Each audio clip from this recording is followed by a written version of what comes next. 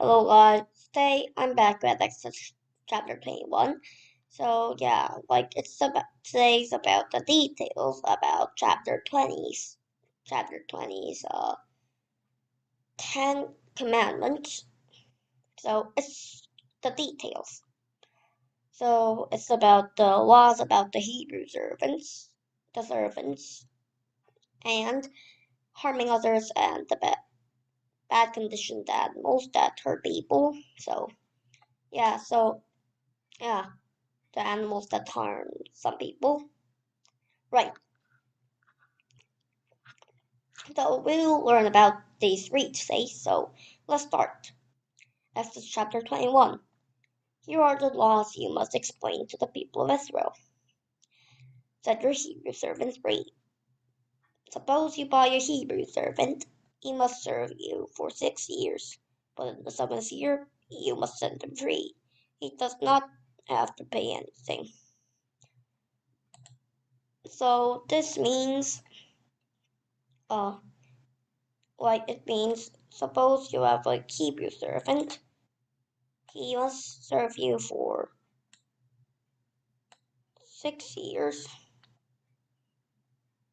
but in the 7th year, so if you say it, suppose you buy a Hebrew servant and the servant will serve you for 6 years, and at the 7th year he will go free, and he doesn't have to pay anything.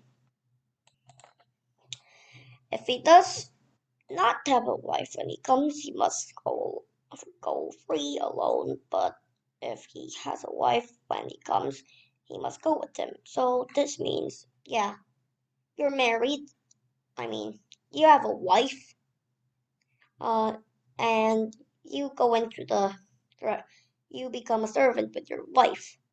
Suppose you go out with your wife. Or if you're alone, you go alone. Yeah. Suppose his master gives him a wife, and suppose she has sons or daughters by him, then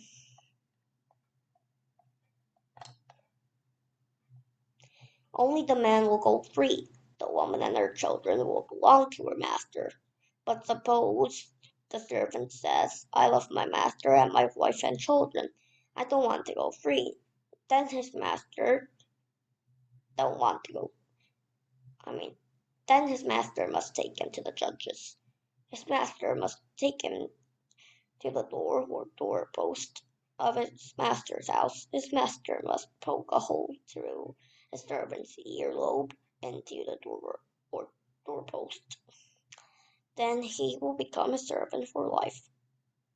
So this means the servant says, I want to stay here because of my son and wife.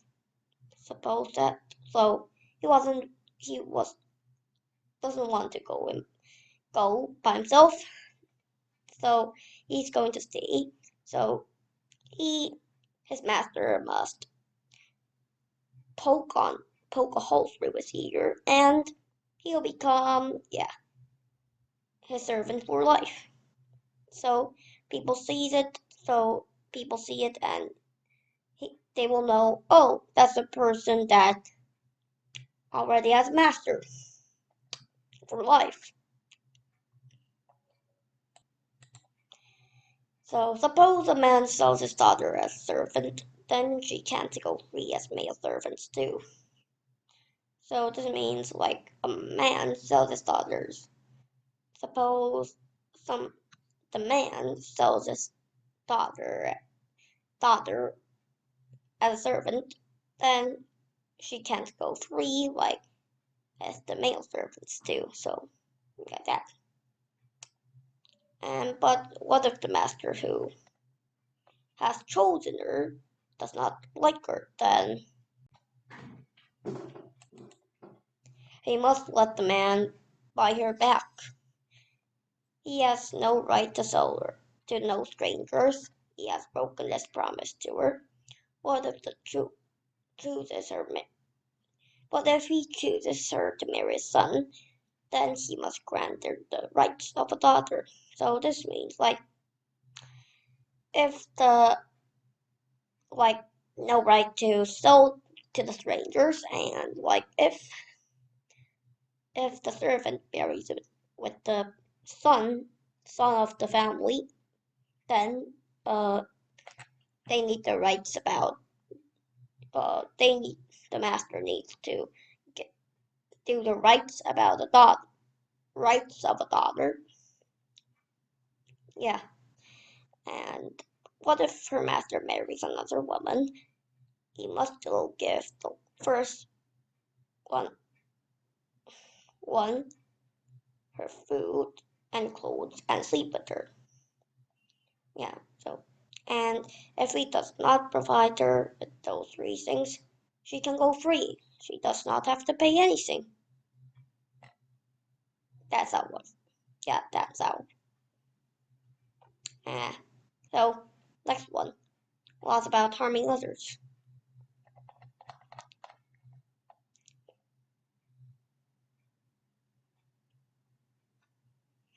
Anyone who hits and kills someone else must be put to death. Suppose they did not do it on purpose. Suppose I let it happen. Then they can escape to a place I will choose. It's like this. You're fighting. Like, like, like, if you kill a man by purpose, then you die. But you're fighting no, and accidentally you hit him, and the man dies, and you go, and you're kind of surprised because you're gonna die. So God, like, gives a place to hide until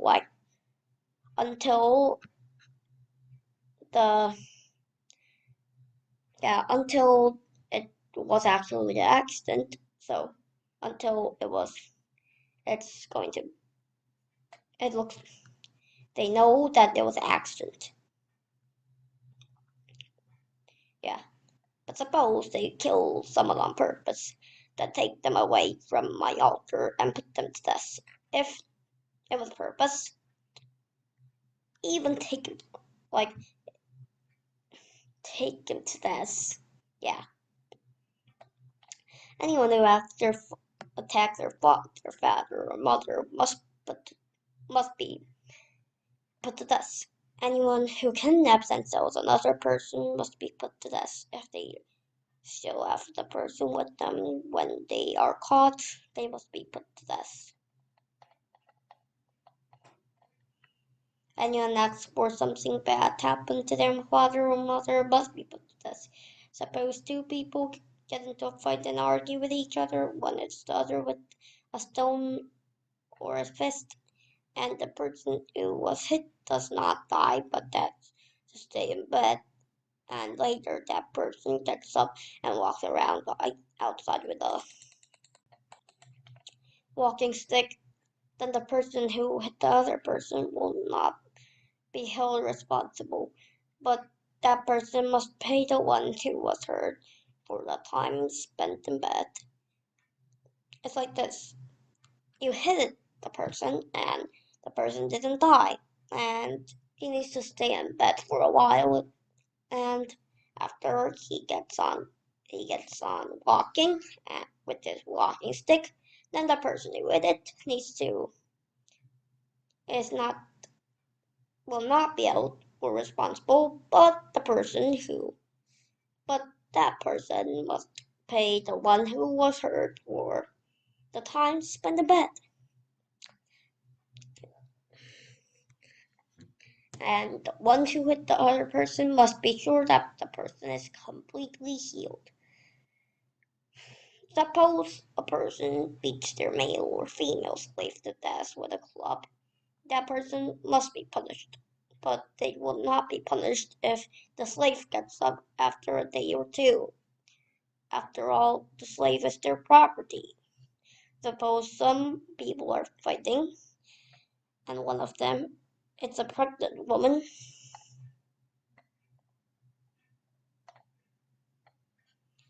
And suppose she has her baby early, but is not badly hurt, then the one who hurt her must pay a fine. That person must pay that the woman's husband asked for and the court allows. So this is like this. You fight and hit a pregnant woman and the baby's not that hurt, but yeah, still you need to give the money and some other things that the court says or the dad says. Yeah, but if someone is badly hurt, a life must be taken for life. So, like, if the baby is dead, yeah, a life must be taken for a life.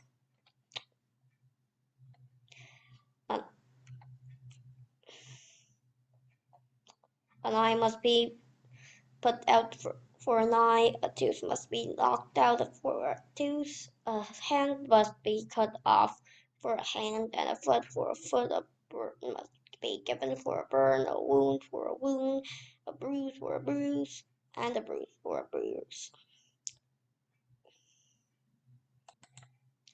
Suppose an owner hits a male or female slave in the eye and destroys it, then the owner must let the slave go free. To pay for the eye, suppose an owner knocks out a tooth of a male or female slave, then he must let the slave go free to pay for the tooth. It's like this. You knock them out and knock it out from the eye, then the eye gets destroyed. He needs to let him free because of the eye that he got hurt and got blind. And if the owner knocked out the slave by the tooth and the tooth fell over and one tooth broke down, break, then the owner needs to send him free because of the broken tooth. And suppose a bull kills a man or woman with his horns, then you must kill the bull by throwing stones at it. Its mate must not be eaten, but the owner of the bull will not be held accountable.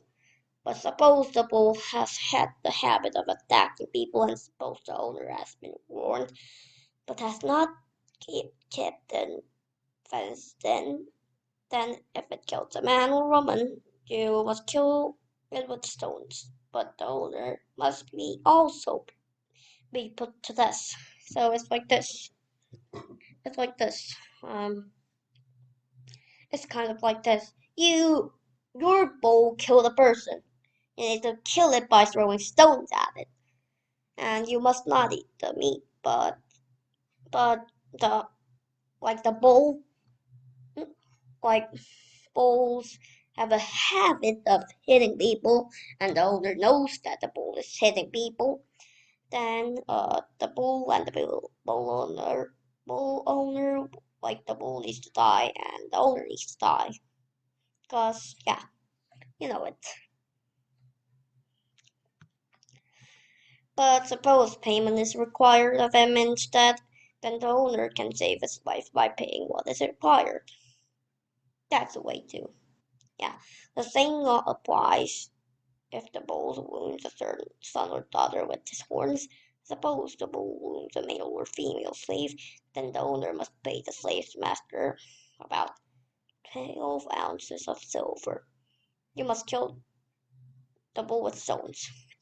So, like, the bull hits a son or daughter or hits a male or female slave, then the slave owner needs to get